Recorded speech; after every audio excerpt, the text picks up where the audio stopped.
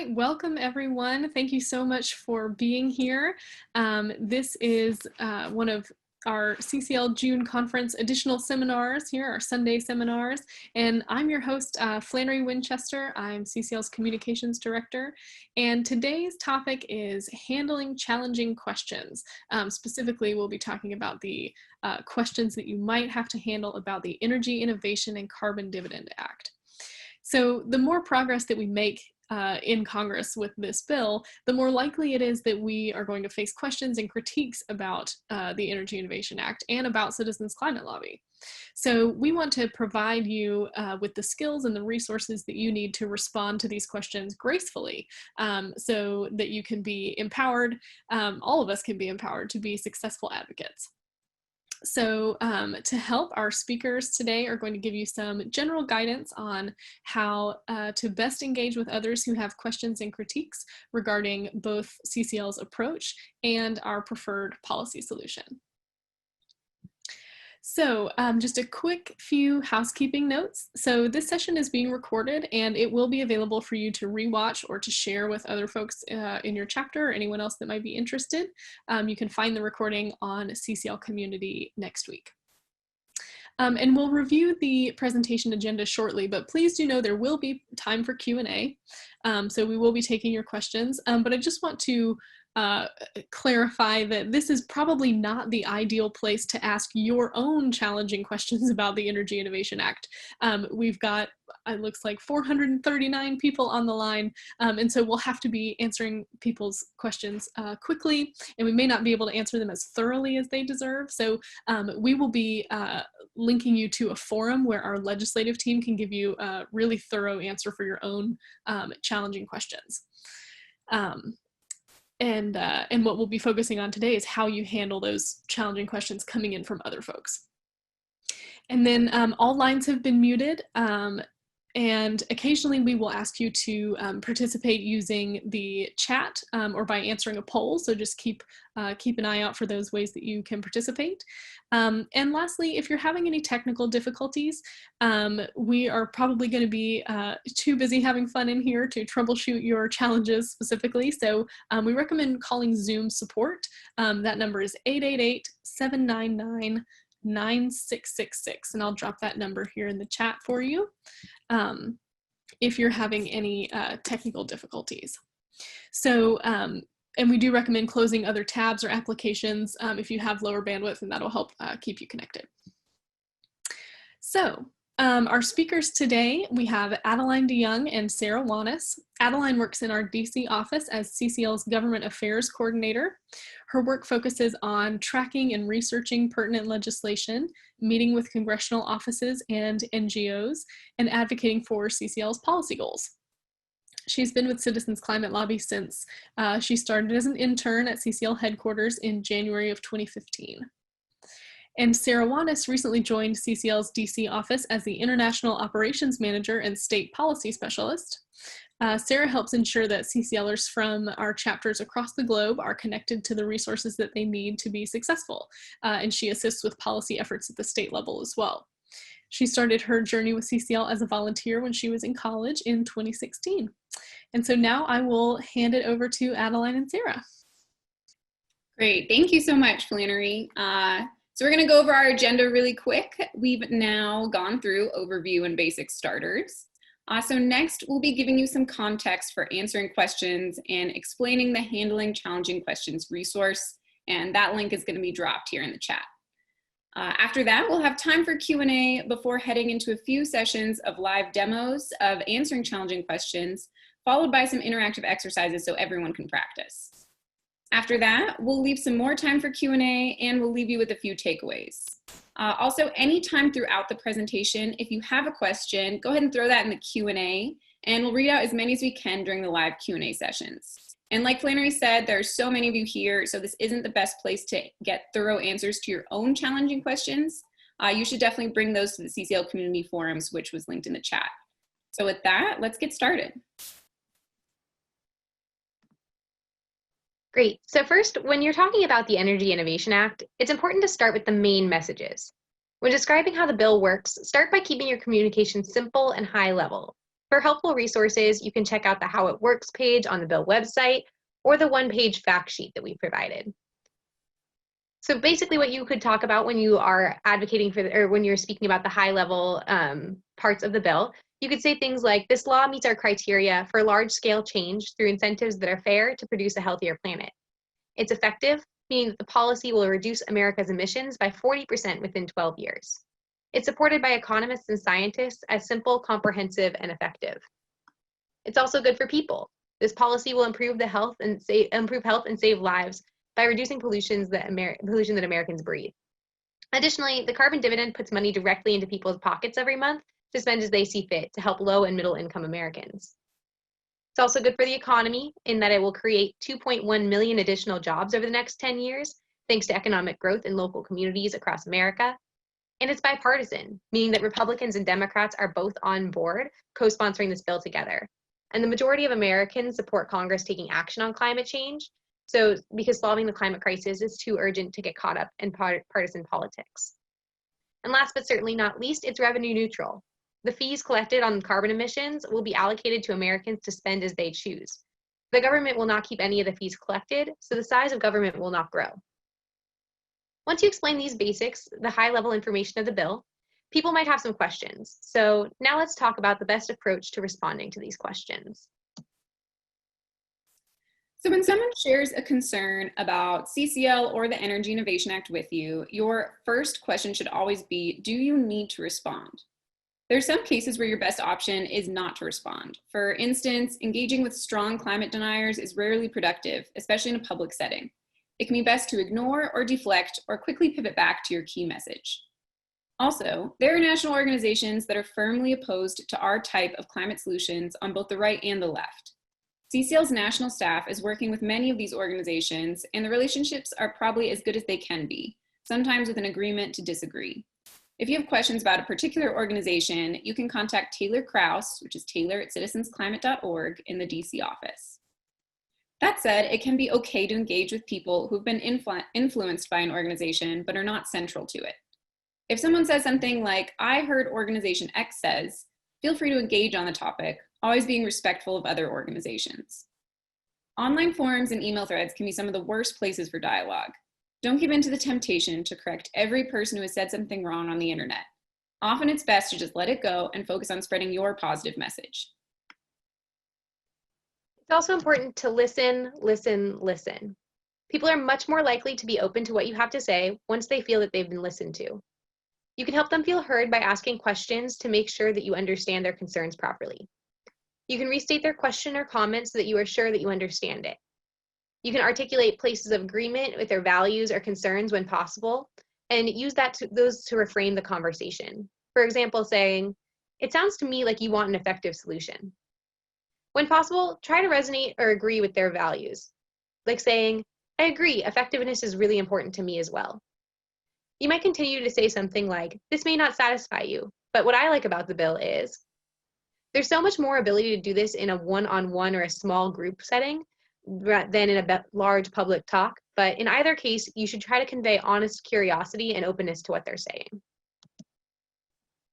So what Sarah said about reflecting and restating depending on the situation holds true for a lot of things.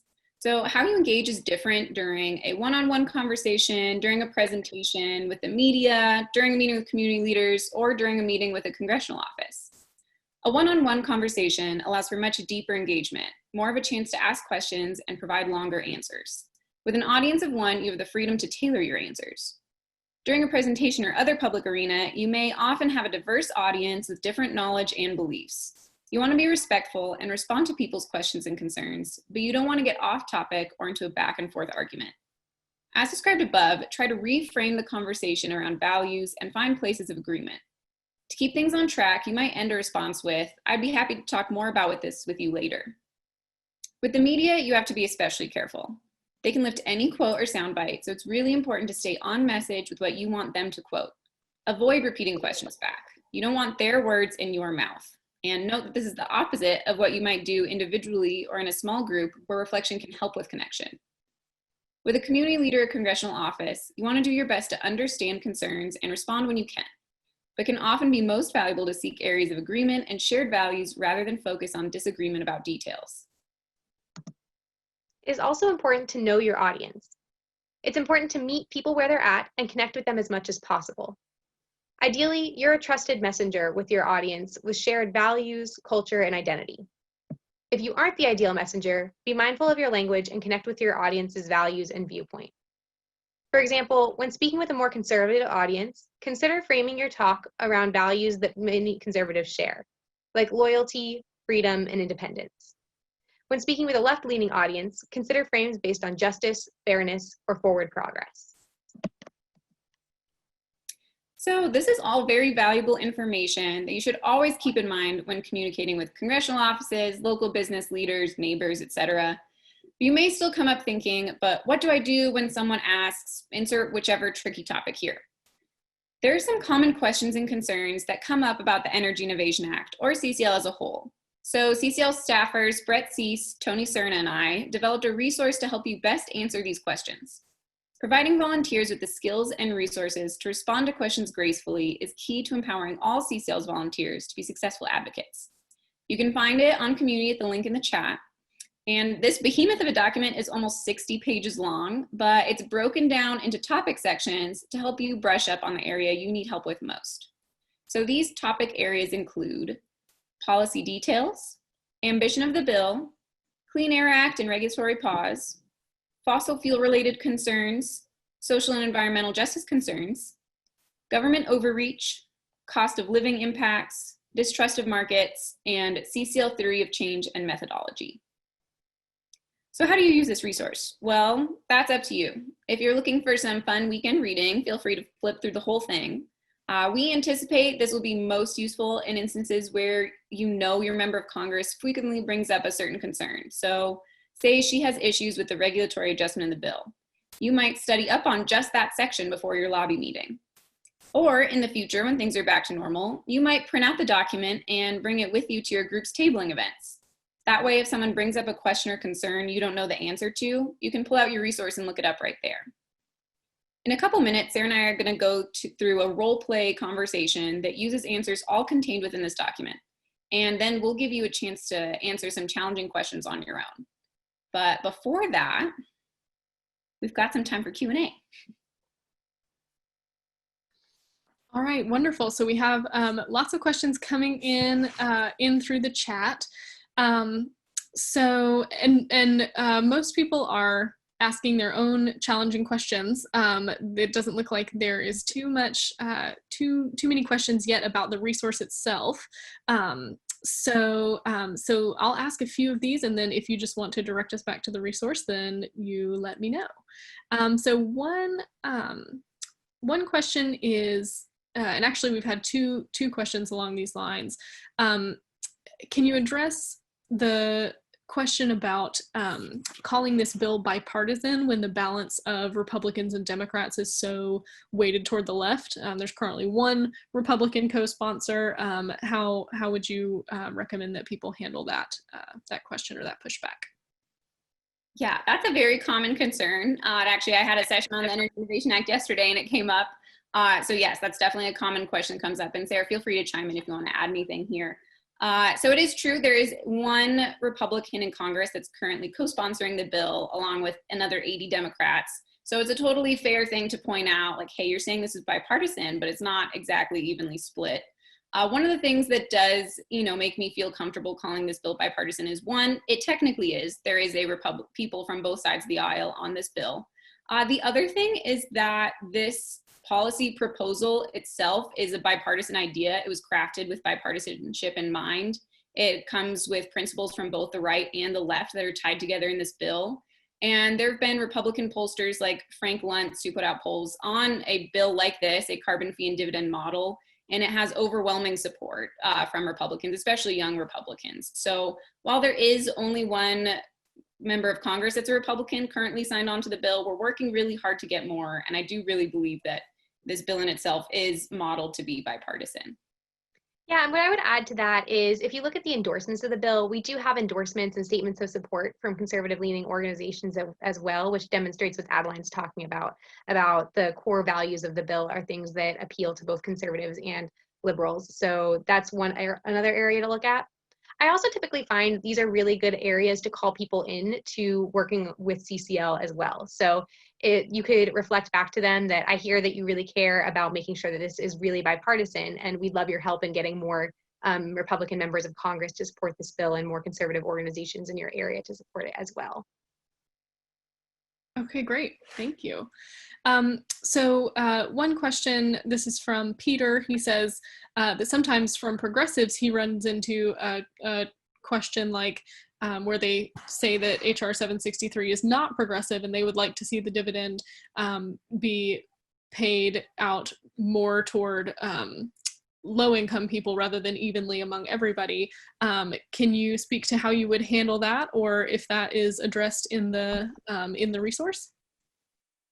Yeah, I can start on that. So there's definitely a lot of questions about the dividend common concerns that come up that are addressed within this resource. So you can definitely find a lot more in-depth answers in there, but that is, a common concern. And there are some carbon pricing bills that do, ratchet down the amount of dividend you get back as you have a higher income. But this, going back to this being a bipartisan model bill, that we felt that to get bipartisan support, we really needed to make this a bill where everything was distributed evenly, that it wasn't, some people, high income people are generally spending a lot more on carbon intensive products. So it would be more of their money getting spread back to lower income individuals. And there would be a lot of, topics of redistribution coming up if we had modeled the bill that way. So this was sort of to go against that. And also, even though it is split back evenly between everyone, the bottom 2/3 of income levels of households do come back, either break even or come out ahead. And Sarah, do you want to add anything to that? Yeah, and that last part is what I really focus on when that comes up, is that we wouldn't be comfortable with making the allocation equal across all households if it wasn't true that it did still protect low income households just by the fact that their carbon footprint is generally lower. That was at the core of our foundation, and the bill that our founder was looking for when he was trying to figure out what to support to address climate change, was making sure that we protected low income people. Okay, great. Thank you. So let's see, we've got a lot of questions coming in now. This one has a few upvotes. This is from Mary. She's saying, if the Energy Innovation Act is basically a conservative idea with multiple aspects that appeal to conservatives, then and yet we're only seeing limited numbers of conservatives supporting it, how can we help them get past that and come on board to the bill? It's a great question. And one thing that we hear a lot from members of Congress is that they need to see more support in their communities, or more support from the businesses and industries in their area. So continuing to help us get endorsements is always helpful. If you are in a Republican district, that might even be something that your lobby team can specifically ask, is who else do you need to hear from to get on board with supporting this bill? And then use that information to go out and target endorsements from that industry or from those people. Adeline, anything to add? Yeah, no, I think that's perfect. And, the more Republicans we get on this bill, the easier it'll be for more of them to co-sponsor. So it's scary to be just the second Republican out on a bill that has 80 Democrat co-sponsors. So once it's getting more to being the 5th, 6th, 7th Republican, we really believe that we'll, see an onslaught of Republicans signing on, that it's really important just to get those next few that, feel comfortable sticking their necks out and doing everything we can, like Sarah mentioned, to make it so that they feel comfortable in their district to be able to do that. Great. Okay. And remind me, how much time do we have for these Q&As? I don't want to get us off schedule here. Let's do one or two more, and then we'll move into the next portion. There will be more time for Q&A after this, so don't worry. Okay, great. So this question has gotten 5 upvotes. Evan is wondering, how do you handle personal questions? Like, what happens to the value of my car when electric vehicles predominate? Or if, millions of new jobs are created, how many are going to be lost? And where are those jobs going to be? And that sort of thing. So if somebody's asking you something personal, how do you handle that? That's a really good question. I would say one of the best things you can point someone to for personal questions on how is this bill going to affect them would be our carbon dividend calculator. So in that, you can actually go in, you type in your zip code, and you answer questions about your family size, how much you're using gas versus electric heating, how many cars you own, and it'll give you an estimate of what your dividend would be in that first year. And it'll show you whether you're breaking even or whether you're coming out a little bit behind. I don't think I've seen anyone take it and come out behind, so that's a good thing. But yeah, that's a great one to send people to for personal questions. Sarah, do you want to add anything? Yeah, I would add that's also a really great opportunity to ask them a few more questions, to ask them questions about like, oh, what makes you, like, what is the base of your concern? Just some open-ended questions to get them tell you more about what the underlying concerns that they have that are leading them to ask you about whether or not they'll come out ahead or behind in this policy. Because it could be that maybe they're concerned that they're going to personally come out behind and they wouldn't be able to meet the rising costs, in which case what Adeline's talking about with the carbon fee and dividend calculator would be a really great way to address their concerns and show them exactly what position they would be in with this bill. But it could be something else. They could be concerned about a specific community. They could be concerned about something else. And asking more questions and listening to their answers allows you to understand what value they're wanting you to connect with them on. Okay, great. And one pretty straightforward question to wrap up this portion of the Q&A here.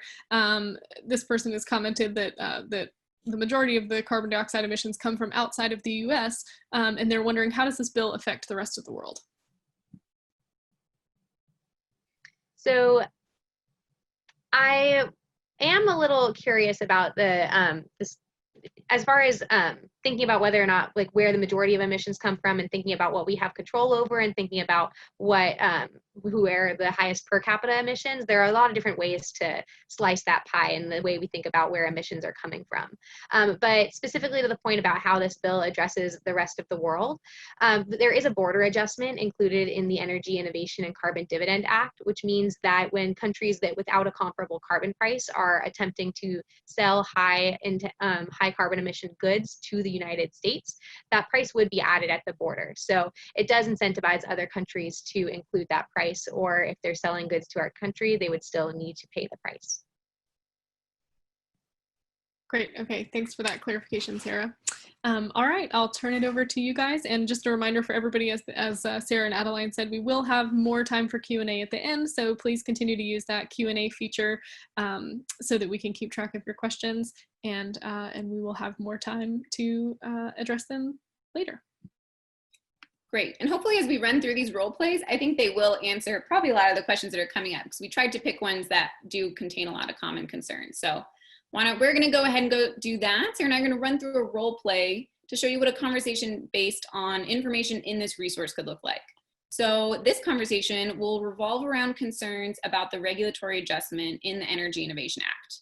So as we're speaking, listen for any of the strategies we talked about before. So context, connecting with values, things like that. And if you notice any of them, go ahead and write those, not in the Q&A, but write them in the chat. All right, so in this role play conversation, I'm going to be a local climate advocate, and Adeline is going to be a CCL volunteer. So I'll start by saying, it's really nice to hear about your work with CCL. You know how concerned I am about the rollback of environmental regulations. So I like the idea of making fossil fuels more expensive, but I just don't think it's worth the trade-off of the regulatory pause that you described. Thanks, Sarah. I get it that you're concerned about regulations. Could you tell me a bit more about what part of the regulatory pause feels like too much of a trade-off for you? Well, for one, I think that 10 years is just too long, especially when we know that this next decade is so pivotal to getting things right on climate change. I entirely agree. The next decade is so critical. Could I share what helps me feel comfortable with the way it's designed? And then I'd love to hear your reflections. Okay, sure. So one reason I support a strong price on carbon is that it can pass now with bipartisan support and could be in place and reducing emissions within 9 months, much faster than any new regulations could be implemented. I'm also confident that the Energy Innovation Act is designed in a way that EPA regulations shouldn't need to be reinstated after 10 years. Current modeling shows the Energy Innovation Act meeting its strong emission targets. CCL is fully confident that this bill will keep emissions in line with the reduction schedule through at least 2030. But if we aren't meeting those targets, I love that the regulatory authority is not just restored to the EPA after 10 years, The EPA authority would be strengthened to require the EPA to institute regulations to meet emission targets. This is stronger regulatory legislation than has ever existed in the US. And I love that this bill is designed in a way that allows Congress, states, and local governments to pass any number of complementary policies that work alongside it. Okay. I like requiring the EPA to act, and I like that there's room for other policies, but I'm not sure that I'm willing to bet everything on the market and economic models, though. But I still don't get why diminish the Clean Air Act at all. For me, I just don't like that any policy might erode the fundamental bedrock of our environmental law. I agree that the Clean Air Act is very important. And if you look at it, the bill text makes it really clear that the Clean Air Act will remain the law of the land. Unfortunately, the Clean Air Act has not been enough to really address climate change. We need new legislation. This policy puts a strong price on carbon, and after 10 years actually gives clear direction to the EPA from Congress that would prevent the type of court challenges that have hampered policies based on the current authority of the Clean Air Act. So what about the other things like vehicle mileage and the Clean Power Plan? Does this bill affect them? The Energy Innovation Act would affect the Clean Power Plan, except that it never went into effect and has been replaced by the Affordable Clean Energy Rule written by the Trump administration. It also affects greenhouse gas permitting rules for industrial plants. But everything else remains intact and untouched. The policy would provide continued authority for the EPA to keep our air and water clean and healthy, and allows for the continuation of vehicle mileage, CAFE standards, the renewable fuel standard, the ability to regulate methane leaks, and even states' abilities to pass additional greenhouse gas regulations. Okay, that's quite a bit more limited than I was thinking, but aren't you concerned that this might open it up for bad actors in Congress to insert other language that limits the Clean Air Act? I have been really concerned about that, and what gives me relief is that if you think about it, every piece of legislation in Congress goes through the same markup and amendment process. So the likelihood that the same Congress that would pass HR 763 into law would also approve of provisions that threaten the Clean Air Act seems incredibly unlikely to me. I know for a fact that CCL does not want this to happen and would do everything in the organization's power to make sure it doesn't. Okay, I'll also do everything in my power to make sure that that doesn't happen. That's great. I want you and all concerned Americans speaking up to make sure Congress does the right thing. For me, the regulatory limits feel like an acceptable trade-off because they're so minimal, and this policy will achieve much higher emission reductions than any regulations proposed to date. I also feel really good knowing that Congress, as well as state and local governments, can always enact further legislation addressing climate change as it sees fit, or as we in the public demand. Thanks for letting me know more. I'm still on the fence, but it's really helpful to have more context. So that conversation was obviously pre-written and not super realistic unless you've been studying the pushback resource for hours, but it's a great example of what to aim for. You can see that although Adeline was presenting me with information from the Handling Challenging Questions resource, she was still employing some techniques that we talked about before. We asked you to comment those in the chat if you saw any of those strategies, so let's see what you all were saying in the chat. Just pulling it up here.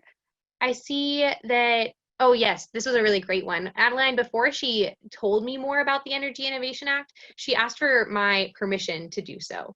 And asked for my permission to share more information, making sure that I was ready to receive that information and ready to listen. And she would have been respectful if I had said I didn't want to hear more at this time. I also see recognizing shared values. Yes, agreement on values. Good job in noticing those. Finding common ground. Someone called out this really good statement. I had the same concern, which is really good at validating that concern that people have and connecting on that shared value. Is there anything that I'm missing that you saw, Adeline? No, I think you list a lot of great ones. I think, one of the things that we did the most in that conversation really was connecting with values, and I'm seeing a lot of those and asking questions. And yeah, you guys really, you nailed down on it. You totally knew what we were doing. So now we're going to give you all a chance to try answering some challenging questions on your own. So in a minute, we'll set up a new role play and read you a challenging question.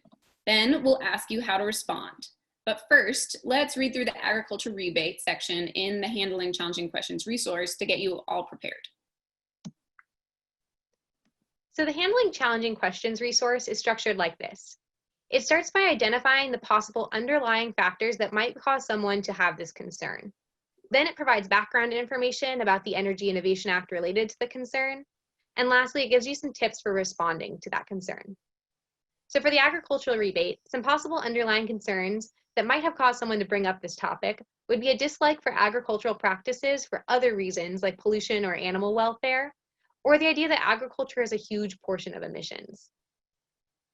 This background information gives you the foundation for your response. The background for the agricultural rebate topic says, the Energy Innovation and Carbon Dividend Act of 2019 provides a refund for carbon fee costs in fuels, chiefly diesel fuel, used on farms. This is considered an extension of a fuel exemption that is already in place for agricultural fuels. It would not apply to other forms of energy, such as electricity used on a farm. Although it will provide relief for farmers, in practice, it would have little impact on total US greenhouse gas emissions because agricultural fuel-generated emissions account for less than 1% of our total emissions. Another provision related to agricultural concerns is non-fossil fuel emissions from the carbon fee. Since this policy is focused on fossil fuel emissions, it does not cover things like methane from livestock, manure, nitrous oxide from farming operations. Although this was implicit in the carbon fee and dividend, the text of the bill makes it explicit by saying non-fossil fuel emissions that occur on the farm are not subject to the fossil fuel fee. Agricultural products may not be covered by the border carbon adjustment since they are not generally considered to be energy intensive products.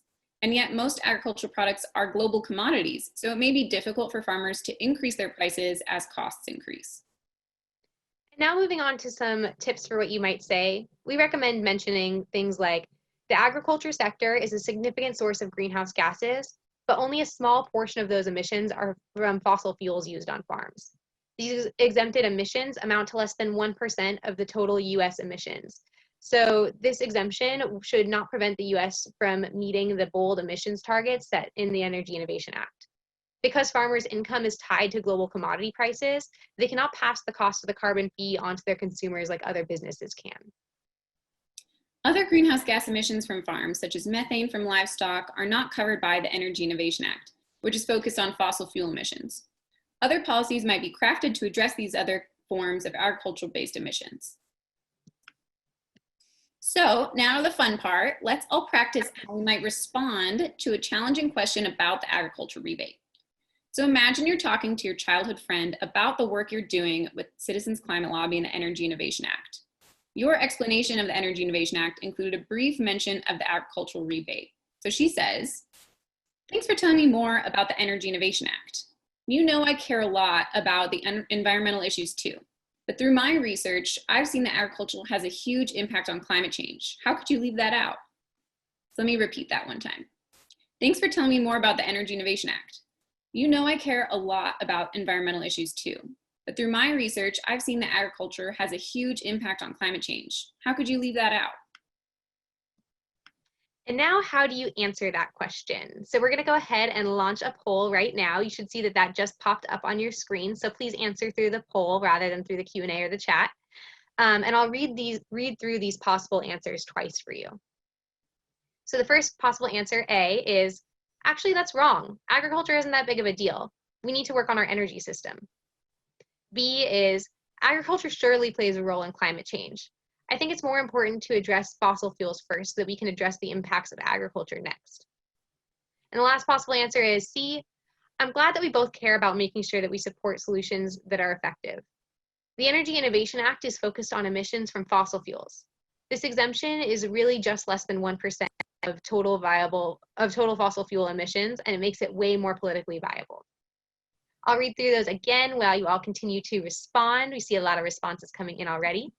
A is, actually that's wrong. Agriculture isn't that big of a deal. We need to focus on our energy system. B is, agriculture surely plays a role in climate change. I think it's more important to address fossil fuels first so that we can address the impacts of agriculture next. And C is, I'm glad that we both care about making sure that the solutions we support are effective. The Energy Innovation Act is focused on emissions from fossil fuels. So this exemption is really just less than 1% of fossil fuel emissions and makes it way more politically viable. All right, let's see how you all have been responding to that. I see that most of you picked C.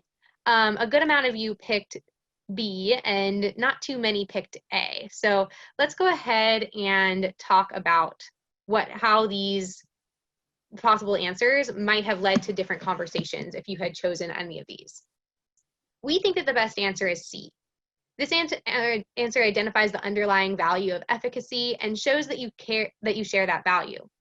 It also shares some more in-depth information about the Energy Innovation Act that in a way that might lead to more discussion of how approaches to agriculture emissions and fossil fuel emissions might differ.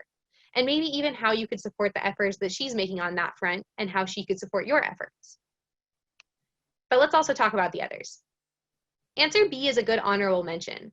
This answer leads by validating her well-founded concern about agriculture. But the second half could possibly feel invalidating to any work that she's done to address that side of a complex issue and leaves you on an agree to disagree note rather than an opportunity to discuss farther. And answer C is technically founded in something that you might have learned from this document, that this exemption doesn't affect a large amount of emissions in the legislation scope. But we wouldn't recommend saying something like this. This response disqualifies her concerns about other kinds of emissions from agriculture and probably isn't going to make her feel heard enough to return the favor of listening to you when you want to share more about the Energy Innovation Act. So I hope that this helped you all see how you can use these strategies in your responses. And let's go ahead and try another. All right. So now let's practice how we might respond to a challenging question about the agricultural rebate. But this time, we're going to ask you to type out your proposed answer into the chat. So the chat, not the Q&A. We'll read these out and help you highlight great uses of techniques we talked about and help you perfect your answers.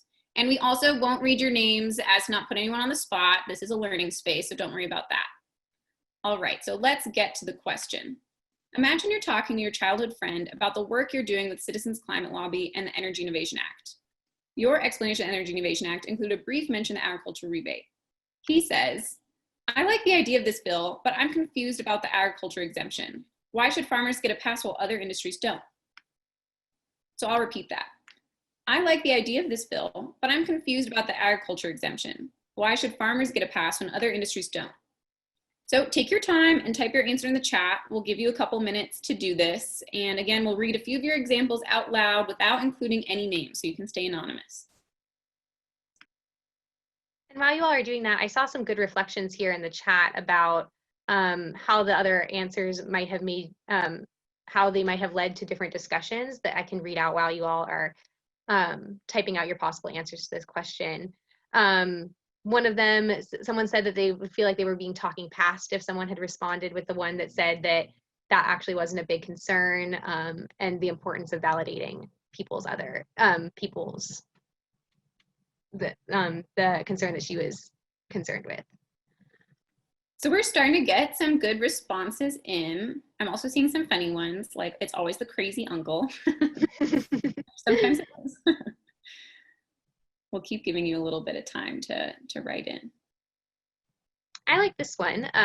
One of them says, yes, it's true that exemptions are dangerous and that everyone may want to be exempted, but farmers prevent a very special case. If you got to follow that up by talking about how the global commodity markets and how they can't pass the cost onto consumers the same way that other industries can, that's a really great way to validate the concern that exemptions will make the bill less effective, and also provide the opportunity to explain to them why it's a little bit different in this case. Here's another good one. Someone said, I agree that the solution needs to be fair to all. Most industries can pass the cost on downstream, but farmers sell in a global market and can do that less. This makes the bill much more acceptable politically. That is a great answer. I'm also super impressed how many of you guys are sending in answers. Wow. I know, this is amazing. There is one variety of answer here that I'm seeing that is technically correct, but I'm not sure that it's using all of the techniques that we've been talking about. So some of you are repeating back the concerns that we talked about where it's just not the same. We're using the background information, which is really great, and it's great to have that background information locked down. But remember to make sure that you lead in with something that makes the person feel heard for their concern before telling them the straight facts. Because while you may be right, it doesn't mean that people will be willing to listen to you unless they've also felt heard and like you understand the concern that they have before telling them the fact and why that isn't so much of a concern for you. All right, since so many of you are responding, maybe let's read a couple more and then we'll go into our next slide. So someone said, good question, thank you. One reason that farmers are constrained in their ability to, one reason is that farmers are constrained in their ability to rise prices of whatever they produce. And they produce a basic necessity for society. Then talk about the small amount of emissions involved in the exemption. That's a perfect answer. Perfect answer. I like this leading statement too. Someone said, you're concerned that everyone is treated fairly, with a question mark, which just gives them an opportunity to talk more about what their underlying concerns are that are making them bring this up. I'm so impressed, you guys. You should help me answer questions on the forum. These are so good. I know, I hope you are all in your lobby teams. Wow. All right. Are we ready to, I think you guys are really getting the point. Thank you so much for sharing, and we'll have another opportunity to write in answers like this. But in the interest of time, let's go ahead and move on to our next slide. All right, so we did want to cover some responses, some qualities that a successful response to this question might have had. So you may have reflected that you also care about making sure that the price is effective. You may have included that the exemption is only 1% of total fossil fuel emissions, and you may have included that farmers' income is tied to global commodity prices and that they cannot pass the cost of the carbon fee off to their consumers like most businesses can. All right, so it's time to move on to a new topic. Now, instead of a one-on-one conversation, Sarah, Flannery, and I are going to run through a role play to show you what a Q&A after presentation could look like using the information from the Handling Challenging Questions resource, as well as the language and listening tools we covered. So the questions being asked will revolve around concerns that folks that are right of center often bring up. As for speaking, again, listen for any of the strategies we've talked about before, and if you notice them, go ahead and write those in the chat. Now we've got some time for Q&A. Yes, you there, go ahead. Thanks for this presentation, but I have to be honest, I'm someone who prefers small government in general. This policy just feels way too invasive and unnecessary. Thank you for sharing your concerns. I know how you feel. I don't want government intruding in my life either. Personally though, I think this approach actually balances the proper role for our government while keeping the size small. For me, it's about the economics of pollution. Right now, people can pollute for free. Anyone can dispose of an unlimited amount of CO2 into the air at no cost. We don't let people dump trash for free, so why is air pollution free? Even with a small government, we still need to prevent other people from dumping trash on you. I think that the Energy Innovation Act creates a minimally invasive way to do that.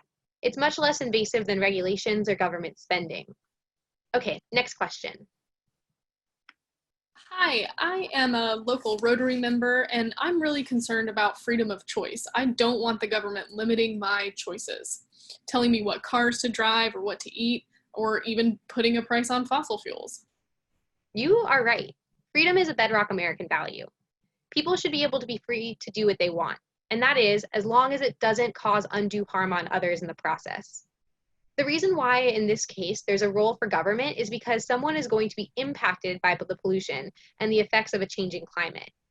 A lot of economists, including iconic libertarian economists like Milton Friedman, agree that taxing pollution is perfectly consistent with free market principles. Oh, I didn't realize Friedman had said that. Yep, and for me, that's why pricing pollution seems like the best choice. Economists say that until there's a clear price on pollution, people will continue to take what is free.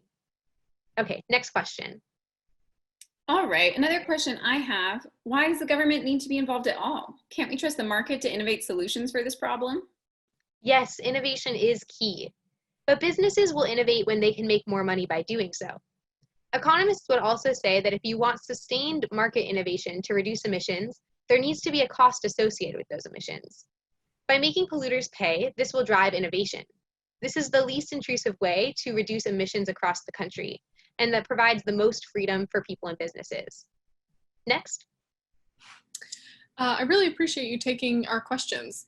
And what you're saying sounds great for businesses innovating, but what about the real costs that will be incurred by everyone from rising energy bills? Aren't we going to see protesting like the Yellow Vest protests in France? It is unacceptable and politically unviable to solve climate change on the backs of hardworking Americans.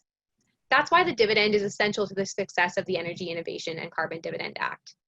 The dividend allows American families to make ends meet despite any potential increase in costs. 2/3 of households will come out ahead in this plan. Yeah, but I just don't believe the government is really going to be giving the money back. Once they have it in their hands, they'll spend it on something. I understand not having a high level of trust in our government. This is why we need conservatives at the table when this bill moves through Congress, to assure that the fee is redistributed back to the people. The Energy Innovation Act is tried to address this by paying the first month's dividend before the carbon fee is in effect. This is to make sure that households can handle any price increases and to demonstrate the commitment to return the carbon fee back to American families. By making the dividend a tangible and transparent thing, any future political leader that proposed diverting the funds from the dividend would face the wrath of voters who would feel the effects personally. Okay, we have time for one more question. Yeah, I've got one more. Isn't this just wealth redistribution?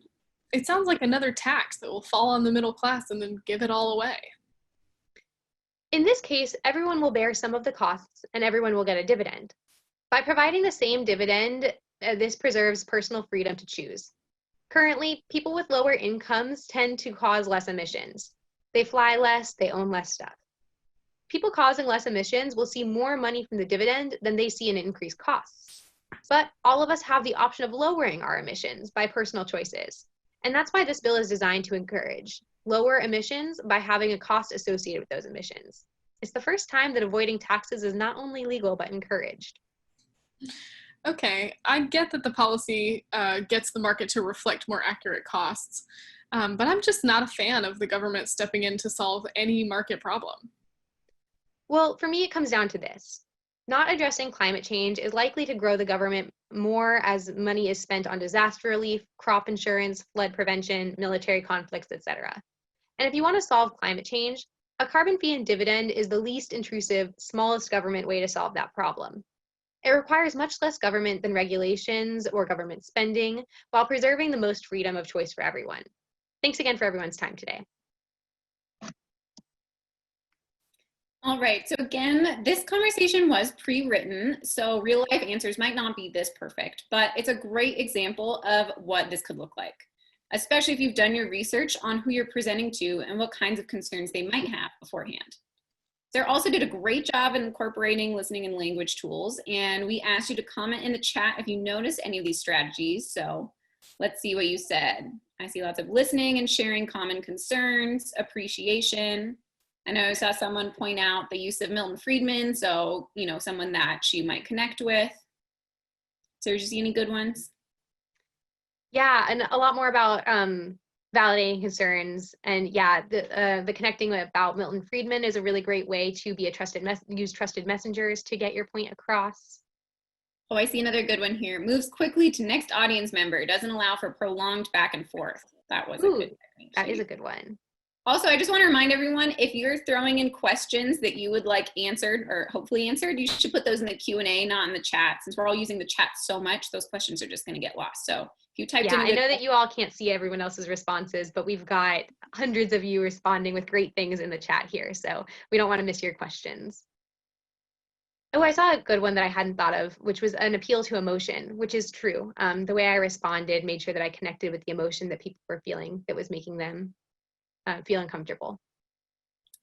Here's another good one. Affirms values and reframes them to fit the bill. That is really good. All right, so are you any other ones you want to touch on before we head out? I think we've covered most of them. Okay, great. Thanks everyone for participating. And now we're going to give you another chance to answer some challenging questions yourself. These next challenging questions are going to focus on government intervention. So let's read that topic in the Handling Challenging Questions resource. If you have that pulled up and you'd rather follow along in the PDF instead of the slides, we're on page 38. So there's a whole section of government overreach concerns laid out in the Handling Challenging Questions resource, but we're just going to go over government intervention in the market. So some underlying factors that might bring someone to voice this concern are a preference for small government in general or a belief that markets are effective as is or even more unregulated? Background on government intervention in the market.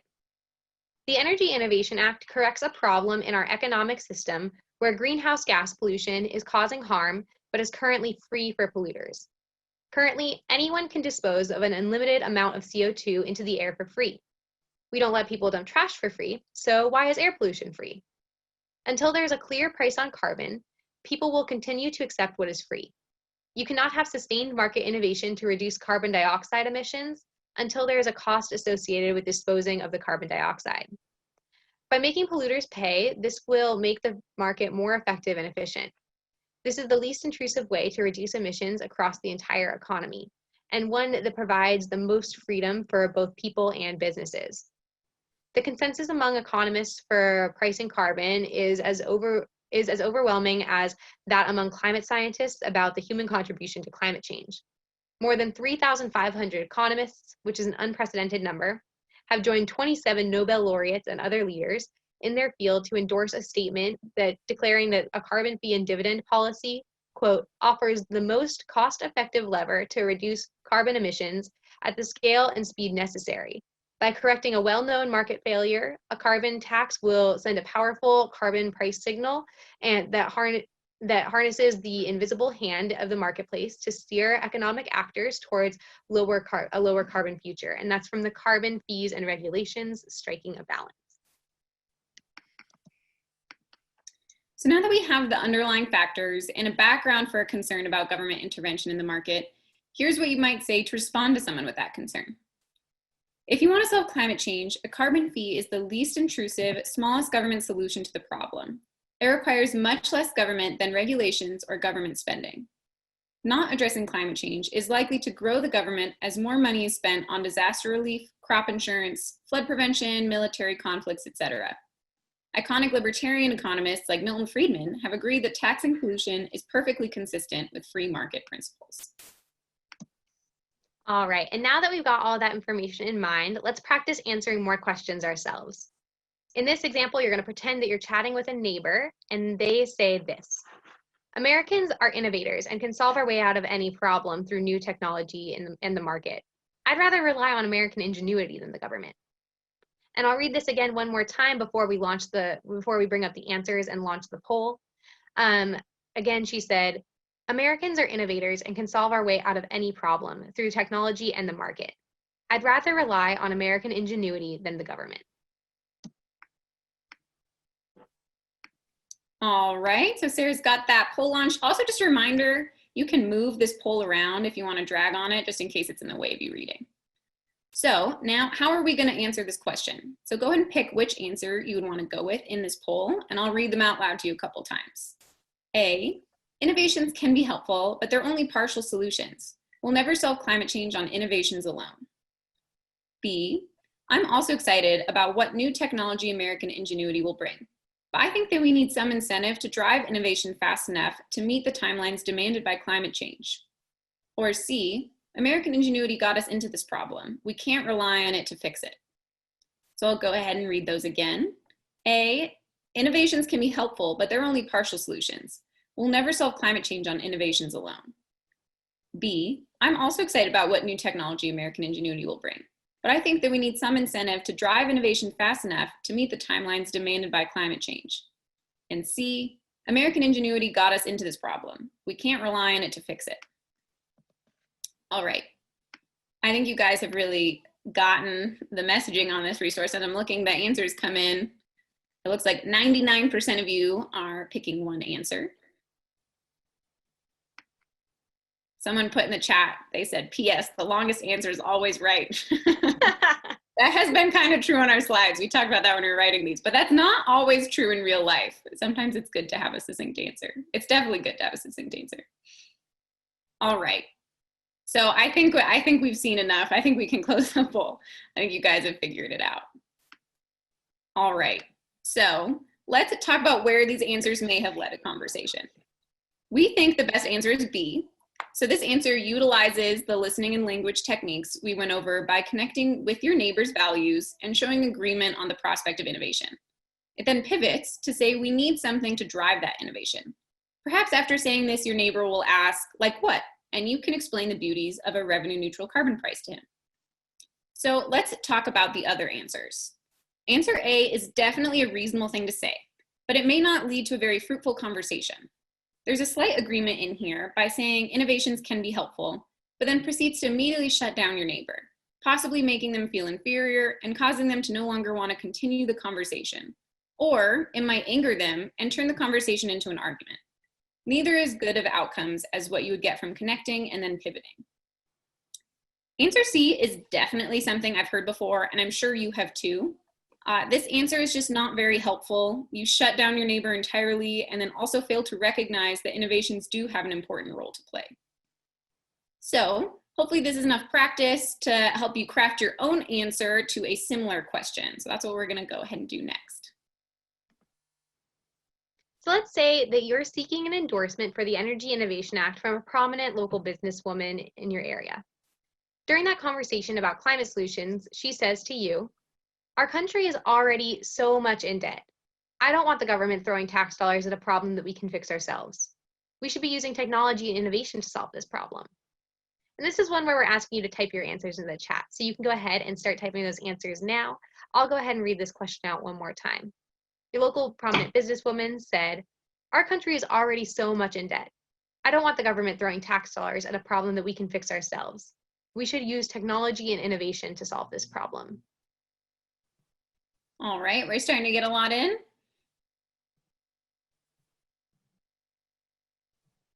I'm seeing lots of good ones, starting with validating concerns and sharing values. I like this one. It says, "I also hate debt. Thanks for talking about this. We agree on a lot here. The Energy Innovation Act is designed to be revenue neutral."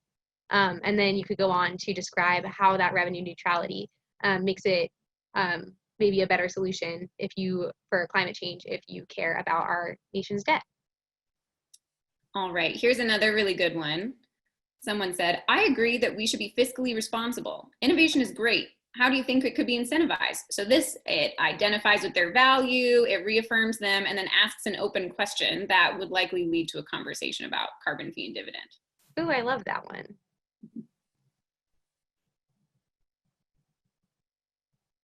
Here's another good one. Someone said, "I agree with you. That's why I like carbon fee and dividend. It doesn't add to the debt and still encourages innovation." This wasn't a very long answer, and that was a right one. So it doesn't always have to be super long. Perfect. I like this one too. It's pretty simple. It just says, "Agree. This solution is revenue neutral," which means that it's not adding or subtracting anything from our national debt. I'm seeing a lot of responses that are circling around it being revenue neutral, which is a great thing to emphasize here. But it's always important to remember that front piece of making sure that you connect with them, making sure that they know that they were heard, and that really helps it come across as less combative and lets the person engage in a conversation with you. Yep, totally true. All right, let's read. These are also good. Let's read a couple more and then we can move on. As someone said, "Debt is a huge problem. The beauty of the carbon fee and dividend is that the money comes from the very profitable fossil fuel industry and not the taxpayer." You all are experts. All right, okay, one more. Someone said, "I agree that technology and innovation is going to be a critical part of solving this problem. What's great about this bill is that it incentivizes all sorts of technology that will reduce carbon emissions. At the same time, the bill is revenue neutral and fiscally responsible." Awesome. You guys are so good at this. And thank you all for participating so much. We're getting hundreds of answers. I really wish we could have read all of them. They were all really good. All right. All right. So we'll go over what some successful answers would have included. You all did a really excellent job incorporating information from the Handling Challenging Questions resource along with the language and listening tools that we went over. So here's some examples of things we thought you may have included in an answer, and we saw a lot of them. So identify the value of wanting the government to spend money responsibly. You could agree with the need for helpful innovation, which would be encouraged by a carbon price. You could explain how the Energy Innovation Act is revenue neutral. And you could have also talked about how not addressing climate change will inevitably grow government and government spending. All right, and we have reached the end of our presentation, and we do have a couple takeaways just to remind you of after this last Q&A period, but we do want to make room for some of those great questions that you all have been putting in the chat now. Flannery, do you have any of those questions from the chat to read for us? Yeah, from the Q&A, actually. Yes, from the Q&A, I'm sorry. Yep, no problem. There's a lot of different places we're all talking to each other today. So yes, we have 42 questions still open in the Q&A. We have been answering as quickly as we can, but people have got lots of great questions. So one question is from Mike. He's wondering, is there information in the Handling Challenging Questions resource about dealing with a member of Congress who is against the idea of a dividend? The member of Congress thinks that the dividend would encourage people to pollute more so they can keep getting a dividend. So he's wondering how he might handle that question, or where he could find guidance on that. That's a really good question. So as we said earlier, there's a lot of different resources about the dividend specifically. I honestly can't remember right now if we talk about if the dividend would encourage more spending. That's not a super common concern that we get, but I think there is a lot of information within the resource that would be helpful to answering that question, and how the dividend really would encourage people. You get more back if you spend money on less carbon intensive things. So it really is encouraging people not to continue spending money on fossil fuels, because they will just keep getting more and more expensive. Sarah, do you want to add anything to that? Yeah, Mike, I think you're highlighting a good thing here that maybe we don't have a specific resource on yet, which is, it's true that what Adeline said is exactly the way we've messaged it, but we don't necessarily have something that lays out exactly how that works. So that might be something that we could work on developing, but to make that more clear for people. But just again, to reiterate that, if you're speaking with your member of Congress about this, you should remind them that in order for you to receive more money in your dividend back, you have to be investing in low carbon products. So that's how it incentivizes less emissions. I also want to highlight, we got a note in the chat from someone on our research team, a CCL staff member, saying they have never heard that one before. So good question. All right. Okay, this question is from Terry. They live in Wisconsin, a state that relies heavily on manufacturing, and they're wondering, won't a carbon price harm energy intensive industries? And they're wondering how they can handle that argument that they say is commonly made by legislators in their state. That's a really good question, and it also covers, one of the reasons of how this bill was designed. So this bill starts with a $15 price per ton of CO2, which isn't super high. $15 isn't a crazy high starting place. So knowing that this bill, if it's enacted and people knowing that $15 per ton is a starting price and it's going to go up by $10 each year, that's going to give businesses some time, but also a really big incentive to change their business practices as much as they can. It's going to put in huge incentives on people to innovate new solutions. So while it won't harm those businesses right upon enactment, it will give them a really big incentive to change their practices as much as they can and get ready for that price to ramp up. Yeah, and I also like to point out in that case that this is getting a little bit beyond the scope of what specifically the Energy Innovation Act does, but this is kind of playing out what might happen in a local community if the Energy Innovation Act were put into place.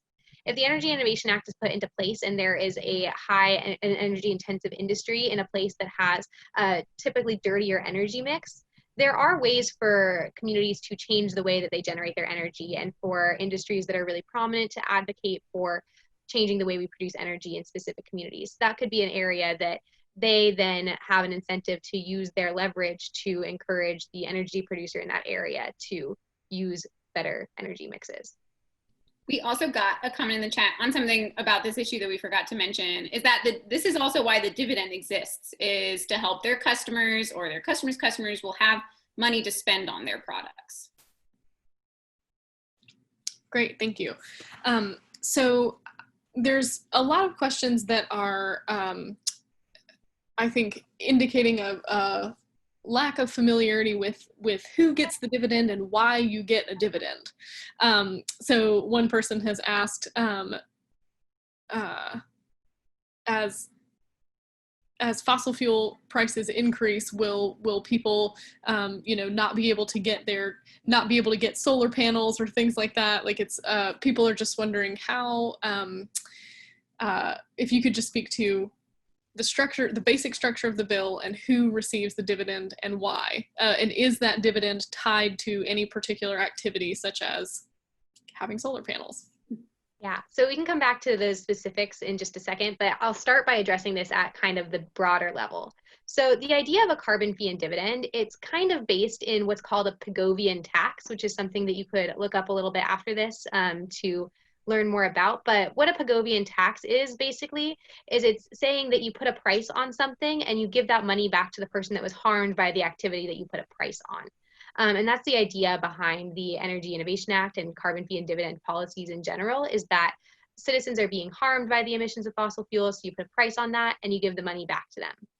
The other great thing about the dividend is that in the short term, before companies have the opportunity to innovate and to make their products less carbon intensive, you will still be seeing increased prices due to the price on carbon emissions. So by putting this dividend in, it gives you the ability to manage those increased prices. But as some companies begin to innovate and make things more low carbon than other companies, you know the incentive to invest in those lower carbon emission technologies. Like if you are, for example, going to buy a car and the Energy Innovation Act has already been put in place, you recognize that it might be smarter for you to buy an electric car because you know that the price of gasoline is only going to increase every year. Adeline, do you have anything to add to that?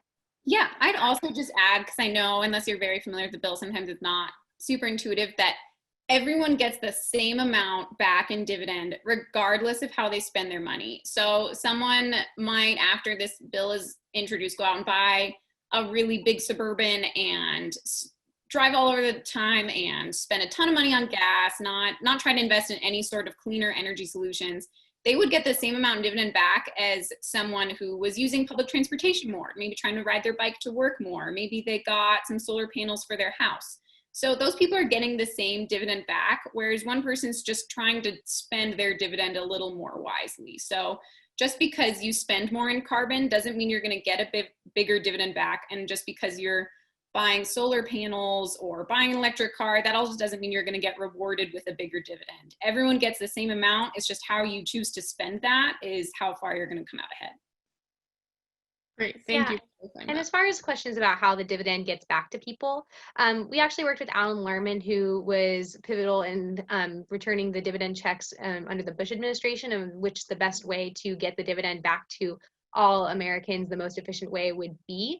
So that's something that you can look up in our dividend delivery study, which is featured on our website too, if you wanted more information specifically about how the dividend will get back to people. Great, thank you, Sarah. And just one sort of follow-up to that. A few people have asked about if the dividend goes to immigrants who are not citizens or people who are homeless or things like that. But the criteria is that people, as long as people have a social security number, right, or a tax ID number, then those are people that will receive the dividend. Is that correct? That is correct. Okay, great. Okay, and just a reminder for everybody, we've got a lot of good questions coming in the Q&A, and you do have the option to upvote, which will bump it up to the top of the list. So if you see other people's questions that you'd like to see that answered to, then go ahead and give that a thumbs up so it will bump up to the top of this list. So we have a question from Daphne, who's wondering about basically the shift of jobs from fossil fuel energy jobs to jobs that will be in renewable energy. Is there anything in the resource that talks about job loss or job gains? There's a whole section on people often refer to this as a just transition. So, making sure that we're not just killing all the jobs in the fossil fuel industry, leaving those people jobless, and different people are getting new jobs in clean energy solutions. So there is a whole section within the resource on it's just transition, and then I think it says jobs after. So you can read that whole section of the resource. It's very helpful. And this is a very common concern that a lot of people are worried about. There's lots of other bills that try to remedy this with new job trainings. This is already a popular thing, even without carbon pricing, because as we've seen across the country, that a lot of coal mines are getting shut down, and this has just been the truth for a long time. And there's already need for, you know, transition to new renewable energy jobs, and it's something that is definitely being concerned. Sarah, do you want to add anything on that? I would just add, definitely go to the resource. Again, we have consolidated all of that information there. And like we said, it's a big document with 60 pages, and everyone's going to be expert on their own things. So if that's something that you're specifically interested in, it'd be great if you could learn all the details about that and maybe be the expert in your chapter on that. The one other thing that I would add is that I think that one common misconception about the job growth when we quote that 2.1 million job number, that's not all in renewable energy, actually. A lot of that growth is in local economies, because if you were to check out the studies that we have on our website, like the REMI study and the household impact study, we find that when we return those dividend checks back to Americans, and those low income households tend to come out a little bit ahead, they spend money more in their local communities. Middle income Americans, when they get a surplus of money, they tend to spend it on a few more small luxury local items, like going out to eat more or going out to the movies more, which are necessarily local. And when lowest income people get some more money back, they tend to spend it on things that they had been denying themselves, like healthcare before, which is also a necessarily local thing, as you need to go into a local doctor's office. So those are also all healthcare, and things like restaurants and movie theaters and entertainment are all also areas that we would see job growth due to the Energy Innovation Act. Great, thank you. So this question is not policy specific, but it's more about the approach of handling questions. So a couple people have asked, what do you do if you get a question that you just don't know the answer to, or if somebody is tossing a lot of statistics and facts at you and you're not sure how to respond? How do you handle a situation like that?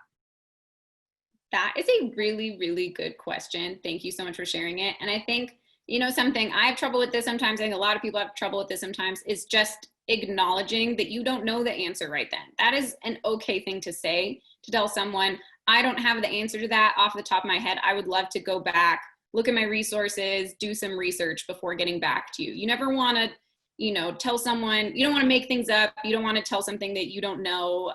That ends up looking worse on you if they're able to refute your answer versus you just saying, let me do some more research before getting back to you on that.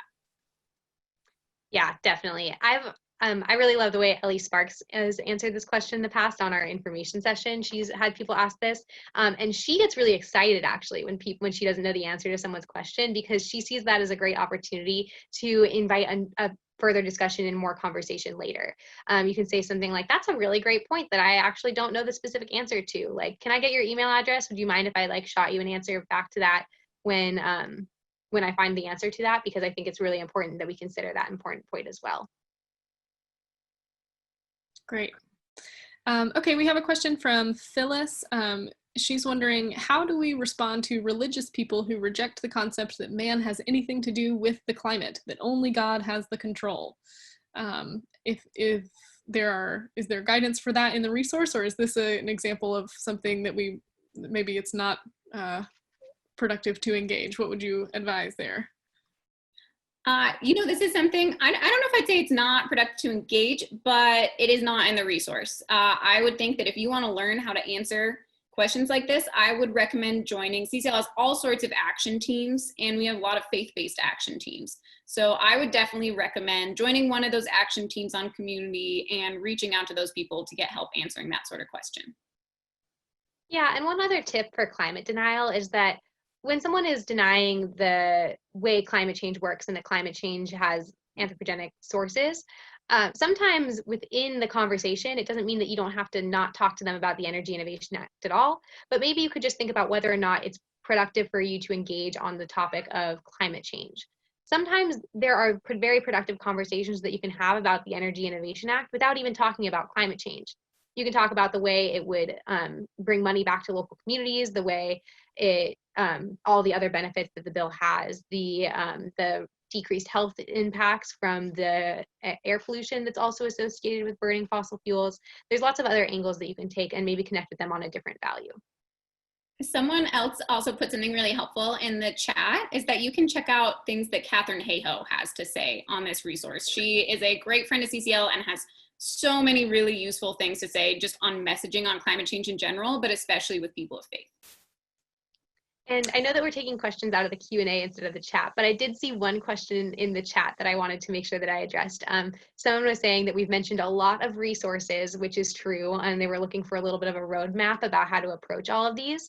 I would recommend, because we're in the handling challenging questions resource talk, I would recommend starting with that handling challenging questions resource. And what those will do is a lot of them include links to other resources that we have. So a lot of these more resources and other studies that we're talking about will be linked within there. So if you do have a question about a challenging question that people are asking you, you can start in that handling challenging questions resource and then explore the links or search other key terms on community to find more information. Yeah, I would definitely emphasize that search on community. There's way too many resources. I can't even keep them all straight. I use the search bar all the time, so don't be afraid to use that. Okay, we've got quite a few questions where people are wondering, they're essentially asking about why the funds would be used for a dividend and not directed into other places. So some people are asking about putting money toward, innovation and toward new technology. Some people are wondering about concentrating it more to low-income people. So could you talk about why the dividend is given back to Americans monthly?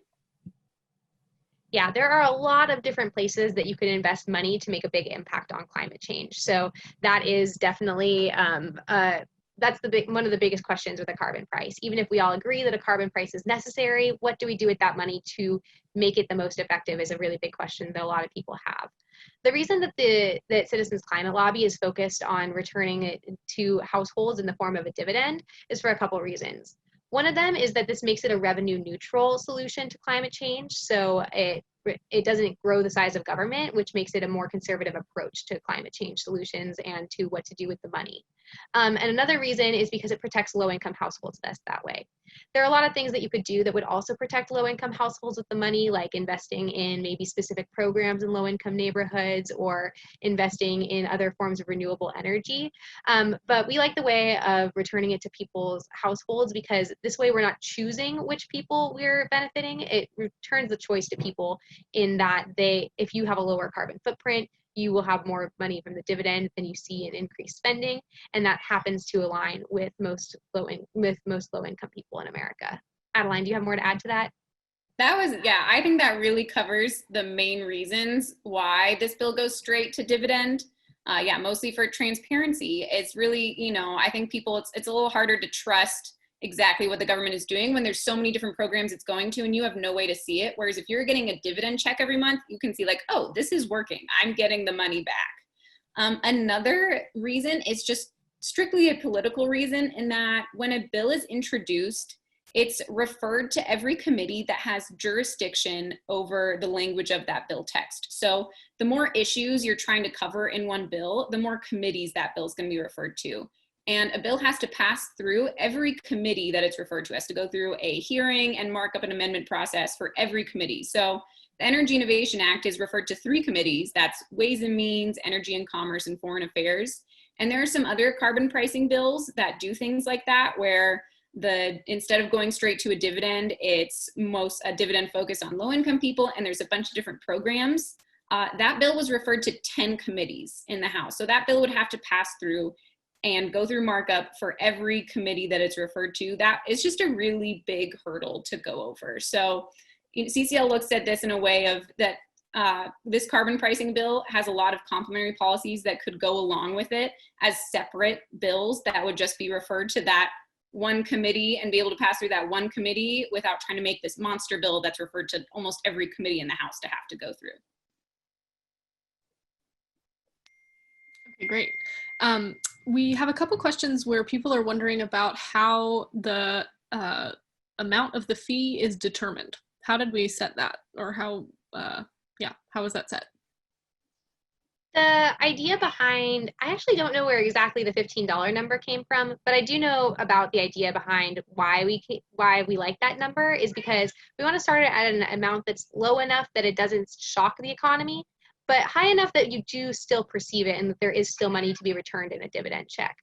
So those were kind of the parameters that we used in setting the starting point.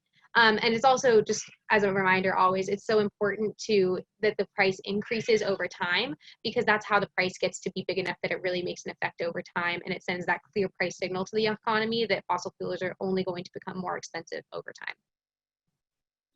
Yeah, that's exactly right. I would definitely say if you want to really see the impact of that in a useful way, Resources for Our Future has a really cool graphing tool where you can see the price increase of all the different carbon pricing bills introduced in Congress right now. So while the Energy Innovation Act is on the lower side of starting price, that price ratchets up way quicker than a lot of bills that say start at $45 a ton, but increase by a very small percentage amount. And it takes a really long time for them to meet the prices that the Energy Innovation Act ends up getting to. Okay, great, thank you.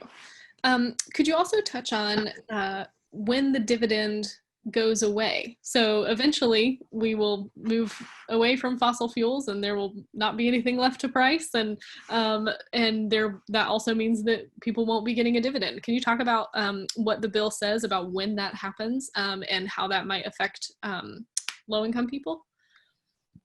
Yes, there is a natural ramping down period in the dividend. So exactly as you were describing, as we have innovated away from fossil fuels, the dividend will become lower and lower as people use them less and there's less being taxed.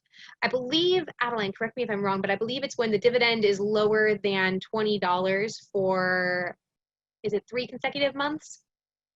I think, yeah, Flannery's nodding her head. That sounds correct to me. Yeah, well. There's like a number of consecutive months where the dividend is lower than $20, which for a household is pretty low and not a sizable amount at that point.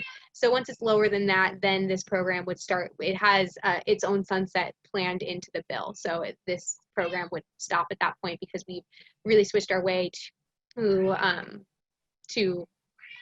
renewable energy. Yeah, and another point on that is by the time we get to that point, that is probably a very long time away from now. By the time we get to a dividend being less than $20, that means that we've really completely transformed our economy. That means that no one's spending money into fossil fuels, and that's why no one's getting any money back. So by the time that the dividend really stops down or gets down to be that low, it wouldn't really be something that people need anymore. Okay, great, thanks. This is a question from Mary. She says, I've heard Ways and Means is the most likely committee to drive the bill. Does CCL have a strategy for who are the members of Congress for the 3 committees? So maybe could you talk about who's currently supporting the bill from relevant committees? Yeah, that's definitely super true. We keep track of who's on those committees. We keep track of who is supporting the bill from those committees, and it's definitely members that we try to target. So Ways and Means, yeah, does have jurisdiction over a large portion of the bill, but the bill still has to pass through every committee. So while Ways and Means does, a big chunk of the bill is the reason it went to that committee, it still has to equally pass through all 3. We also, so we keep track of those numbers, and Sarah, I don't know if you were just looking them up, you can correct me if I'm wrong. I think we've got 5 members of the Ways and Means Committee co-sponsoring the bill, 6 members of Energy and Commerce, and 11 members of Foreign Affairs. I don't have that number off the top of my head, but that sounds right to my understanding. Yes, but rest assured, this is something that CCL, the DC legislative team, is definitely keeping track of, and we definitely do try to target those members especially. And whether or not we can, a lot of times when you talk to those members, they say, since this bill is in our jurisdiction of our committee, we don't want to co-sponsor it. It's kind of up to the member. It's not that they can't co-sponsor it, but that is something that people say a lot. And that's totally fair. And we just want to make sure that, even if they feel like they can't co-sponsor it, since they're on the committee of jurisdiction, we still want to make sure that it's a bill that they are very aware of, that they know about, that they're seeing support from their community. So whether or not they're a co-sponsor, we still want to make sure that we have their support. We have a question that has been upvoted a few times. People are wondering roughly what's the amount of the first dividend check estimated to be?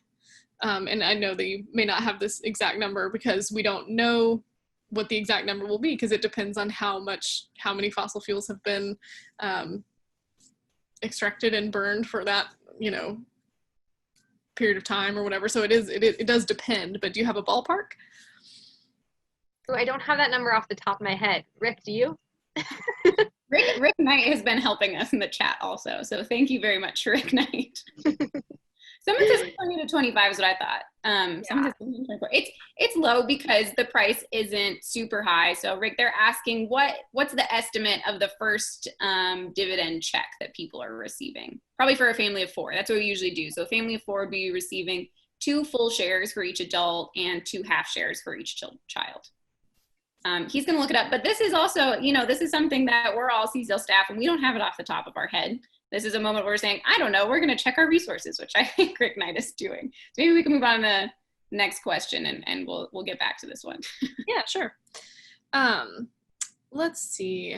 There's a lot of concern about jobs, which we've already sort of touched on. Let's see. This is a question Mike is asking, how would you answer if someone asked, or I guess challenged you and said, there's no way a bill like this will get passed when Congress and the executive branch are so polarized? How might you handle a question like that? Yeah, I mean, I would, if you were at our conference yesterday, I would maybe point them to the amazing talk that we had in our closing plenary from Adrian Rafizadeh, who's one of our fellows here at Citizens Climate Lobby. He's a young conservative and gave a really great talk about what appeals to him about this issue and what it was like for him to find a solution that for climate change, which he had identified as a concern, that also agreed with his conservative values. So I would say that it's not completely true that people don't want to work in a bipartisan manner and that people these kinds of solutions don't exist. It's just something that we're also passionate about it, and this is why we're working on it. And if they wanted to help us build more bipartisanship and excitement around a bipartisan solution, we would welcome their help. Yeah, and I also just want to touch on the fact that while it can seem like getting this bill all the way passed through is really daunting, I think it's important to look back at where we started. I mean, when CCL was first founded, there wasn't really a Republican in Congress that would come out and say that climate change existed. Now you can hardly find one that will come out and say that climate change isn't happening. There might be some question on how much is man-made, but pretty much all Republicans in Congress are acknowledging that climate change is existing. Also, this year, Republicans came out with a bunch of climate solutions that they wanted to back. So there was the Trillion Trees Act. There's a bunch of different ones. There's all our secondary acts that are all bipartisan that we're supporting. So while they may not be sweeping carbon pricing legislation, Republicans have come a really long way. And even Donald Trump hasn't said that climate change is a hoax, I think, in a couple of years. So there's still a lot of disagreement between the two branches, but I think that we've come a really long way and it's not impossible. And that's why we want to focus on a bill that we do think can garner bipartisan support, because we do think it is possible. And also Rick Knight got back, he said for the first year, so this isn't a monthly check, but for the entire year, for the first year, it'd be $787 for a family of 4. So 2 adults, 2 kids. Okay, so we'd have to do a little math to figure out the 5 by 12. and then since kids only get a half share. But yeah, that is a helpful sort of ballpark for people to understand how much money we're talking about here at the beginning. So we have a question from Johnny is asking, what would you think about honestly disagreeing with a concern that someone presents to you? So they've put in response to one of the examples that you shared, like, would it be okay to say something like, well, I personally think climate change is a big enough problem to go into debt over, but there are a lot of people on my team who share your concern, and that's why this bill is revenue neutral, or something like that. Like, is that okay to sort of make clear that you have a different perspective? I would say definitely. I mean, we want you to try to connect with other people. We want you to try to see their values and make sure that you're having, valuable conversations and not being mean. But we also don't want you to say something that isn't true for yourself. I think that this is what they lined out as a really good example of saying, I personally feel this way, but there's a lot of people on my team that do agree with you. I think that's a really great way of acknowledging that you might disagree, but you still understand where they're coming from. Yeah, definitely do not lie about your values. People can really tell when you're not being honest about what you believe in, and that's not going to help you in the long run either. It's much more important to help try to build a genuine connection with someone, and that was great phrasing that you suggested. We've got another update on the dividend question. It is $22 per month for an adult in the first year. There we go. Okay, great. Thank you. Thanks, Rick Knight. All right, let's see. We've got a lot of questions coming in the Q&A. So just a reminder to folks, so you can look at what other people are asking and give some upvotes to things that you want us to discuss. And while Flannery's reading that, I'll remind you all that we have over 100 open questions. When I see even more questions coming in through the chat. So Diego is one of our interns at the DC office, and he's doing a really great job in trying to help answer as many of those as we can for you right now, but we probably won't be able to get to all of them today. So remember that the forums on community are a really great place to find answers to some of these questions already, and already existing threads. And if you don't find an existing thread on the question that you're asking, you can always start a new one, and those are good places to go even after this talk. So Betty is asking, what government department handles the fees and the dividends? Is that something that goes through the IRS, Social Security, the Commerce Department? How does that work? Yep, it'd be the IRS. Okay, great. So Alfred is asking, he says that fossil fuel prices are very volatile. I mean, as we've seen in the last few months, that can change quickly. And so he's asking about how that affects how the bill prices carbon. And that's, that could go in any number of directions. So do you maybe want to explain about how the bill, if it's not achieving the emissions that are set out in the bill, how the price will change year to year? Yeah, I can talk on this. First off, I do want to say that, so one of the beauties of this bill is it is putting this regular price on. So while gas might be volatile, you can expect that this, set chunk will be put on top of that. So while gas prices will be changing regardless for many other reasons other than the carbon price, there will be that little added carbon price on top of it every month, every year. And you can see that in different places in the country that gasoline costs a very different amount. I used to live in San Diego and gas was like, I don't know, over $4. And now I'm at home in New Mexico and gas is, I think, like $1.60. So everywhere across the country will have the same little amount added on top, but that doesn't mean the gasoline prices will be the same everywhere. But also adding on to what Flannery mentioned, which is there's a few environmental backstops in the bill. So if the bill isn't reaching its emission targets, there is a few things that can happen. One, we've talked about the regulatory adjustment being lifted after 10 years and requiring the EPA to put in new regulations. But there's also things that happen before that. If we aren't meeting, if we're not meeting those targets, the price, instead of increasing by $10 that year, would increase by 15. And it would go back to increasing by 10 if the emission targets were being met. So there's a few environmental backstops in there to make sure that this doesn't happen. Great. Yeah, I would just remind that I think the part of that that's important for me is while the prices of gasoline are volatile, they go up and down and they're unpredictable to most people. What is predictable is that we'll be continually increasing under this price. So that's why the increase in price from the price on fossil fuels is going to be different than the regular volatility. You know that it's going to increase every year. So when you're making longer term planning decisions, like whether or not to invest in more insulation for your home or whether or not to purchase an electric vehicle, this is something that you can count on increasing consistently. Okay, great. Tom is asking, pointing out that the CCL literature uses the term polluters, and he's asking if that is something that might offend certain audiences, and or if that language is okay to use. That is a good question. I've never gotten that before.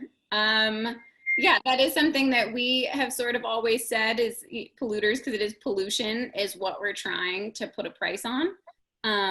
Sarah, do you have anything to add on this? I don't really know what to say. I've never heard that concern come up either, but I would not say that it's not something that someone could be offended by. So I think that's where it really matters that you know your audience. So maybe you're thinking of a specific audience that you presented to or that you've heard that concern come up from in the past. And it's great that you recognize that.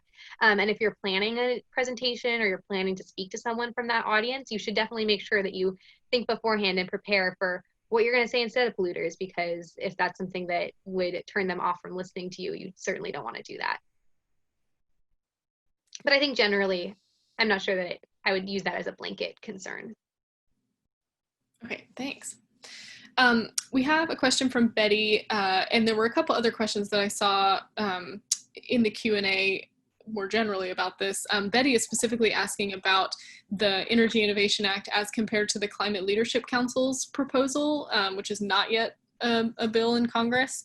So she's wondering about the comparisons there, and then a few other people have just generally asked about other carbon pricing legislation. Is there somewhere that we can find information about that? Yeah, as far as other carbon pricing bills in Congress, there's a whole page on community that goes through every carbon pricing bill that's introduced in Congress, and that in this Congress, and it goes through all the ones in the past Congresses as well. And it has a one-page explanation of every carbon pricing bill that's in Congress right now. As far as, the Climate Leadership Council's proposal, it's super confusing. Their proposal is very similar, and their acronym is CLC instead of CCL. Like it's really hard for everyone. People on the Hill too get confused with this all the time. I think a good distinction is one that the policy proposal that CLC backs is not introduced legislation.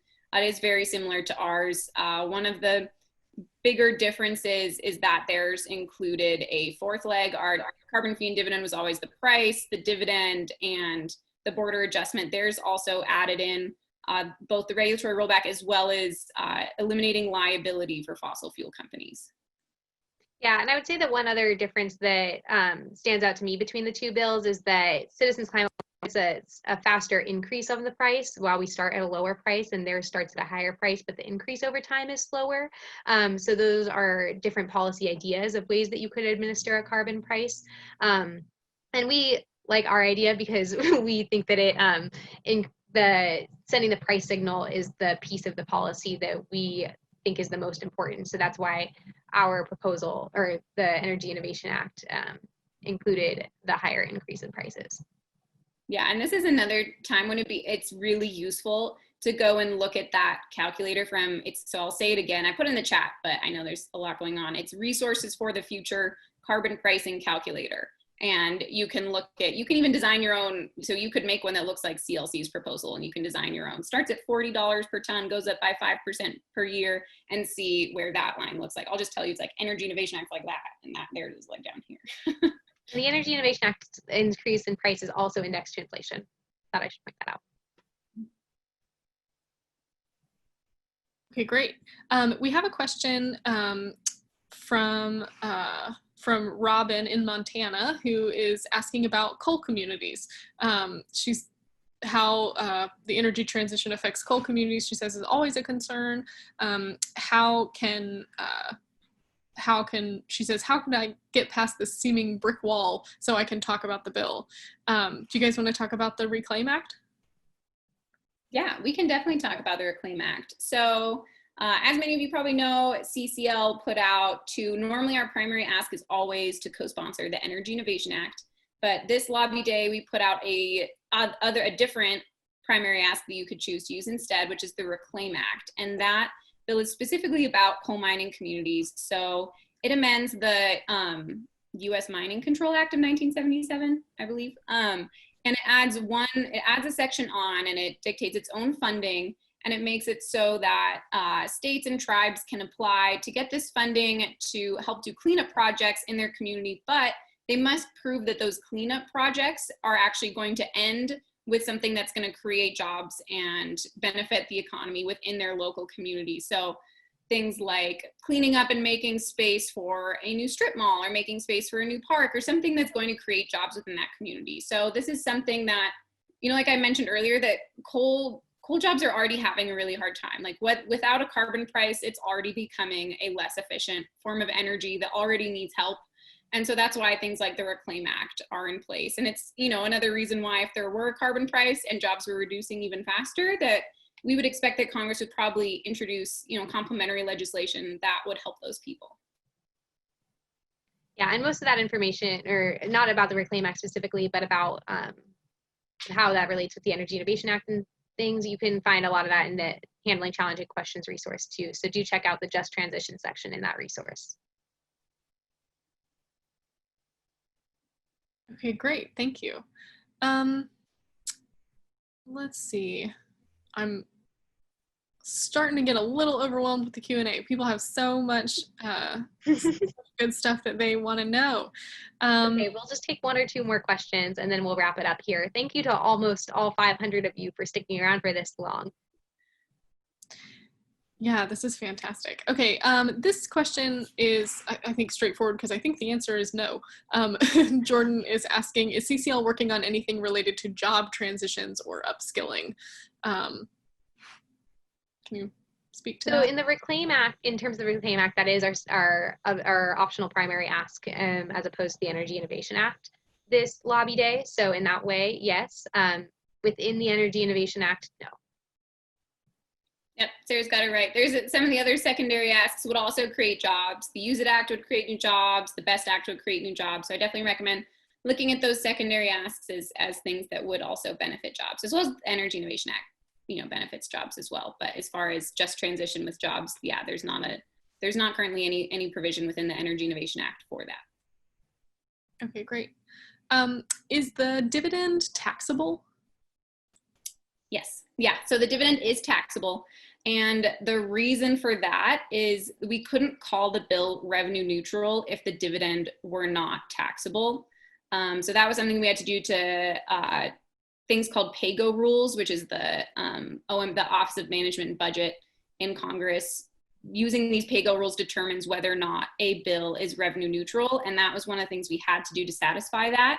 But we also put a provision in the bill that while the dividend is taxable, receiving this dividend would not be able to bump you up into a new income tax bracket. So the dividend itself is taxable, but you would not be bumped into an income tax bracket above that because of this dividend. You also wouldn't, if a low-income individual was relying on what level of income they had for means-tested welfare programs, you wouldn't be kicked off of that because you started receiving the dividend either.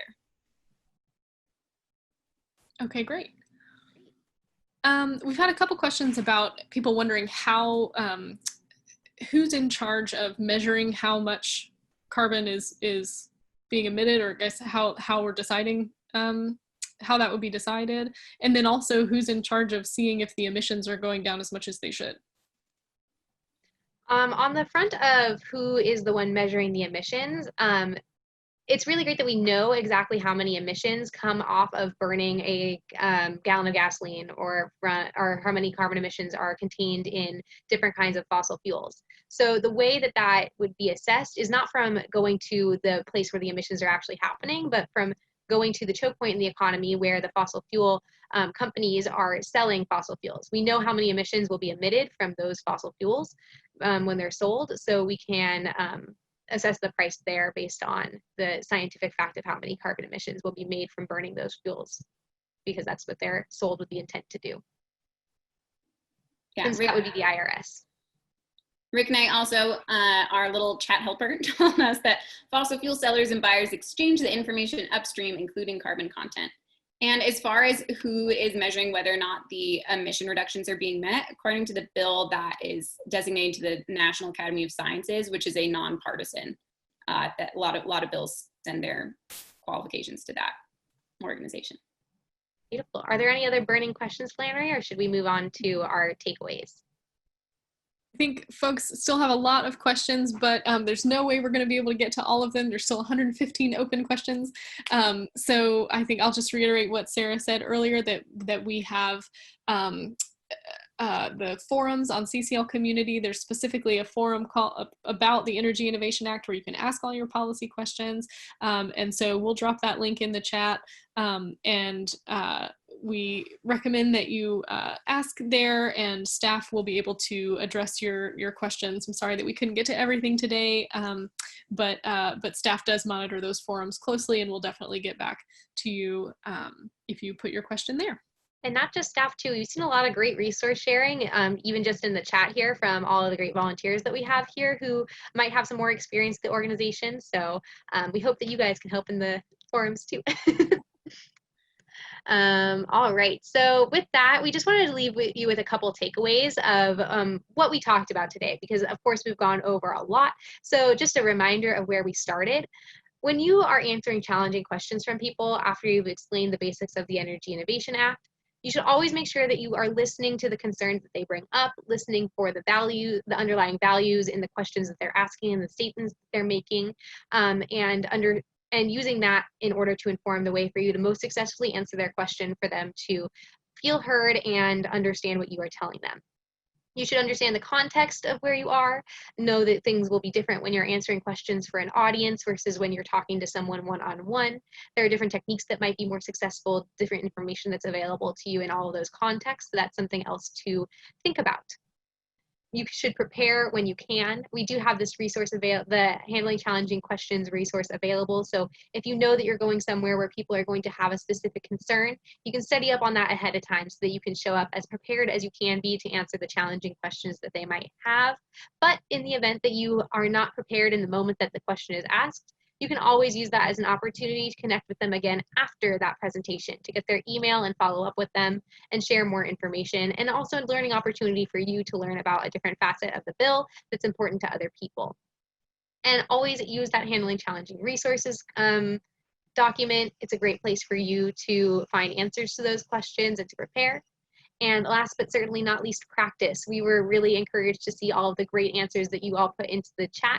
So continuing to practice with your friends and your family and your other CCL friends, how you answer these questions will be a great way for you to perfect this and have really great conversations with people with challenging questions. All right, thank you, everyone. Thanks so much for your participation, everyone.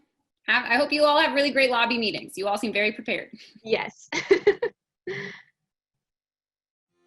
Thank you for listening to this episode of Citizens Climate Lobby's training program. You can tune into more episodes anywhere podcasts are available. Inspired by what you heard today? Join Citizens Climate Lobby to advocate for bipartisan climate solutions. Go to community.citizensclimate.org to find more trainings, resources, your local chapter, national action teams, discussion forums, and more. Be sure to like our Facebook page and follow us on Twitter and Instagram @CitizensClimate. We also invite all of our listeners to subscribe to our YouTube channel for more inspiration. And together, we are creating the political will for a livable world.